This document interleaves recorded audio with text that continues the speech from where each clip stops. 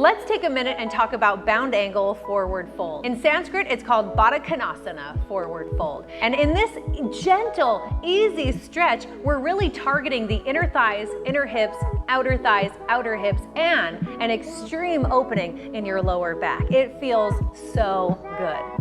So let's get started. Get into Baddha Konasana, find a seat on the floor, bring the soles of your feet together and let your knees fall open wide. For more of an outer thigh, outer hip stretch, make a diamond shape with your legs, moving your feet further away from your body. For an inner thigh, inner hip stretch, bring your feet closer towards your body. So just find where you need it the most. Hang out there, holding onto your feet, ankles, or lower leg. Inhale for lengthen the spine.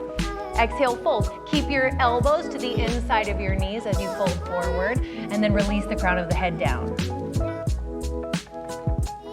To get out of Baddha Konasana, simply sit up, cross your legs. Good job. Practice Baddha Konasana forward fold as often as you possibly can, and heal your hips, heal your spine. It's such an amazing pose. We'll see you soon.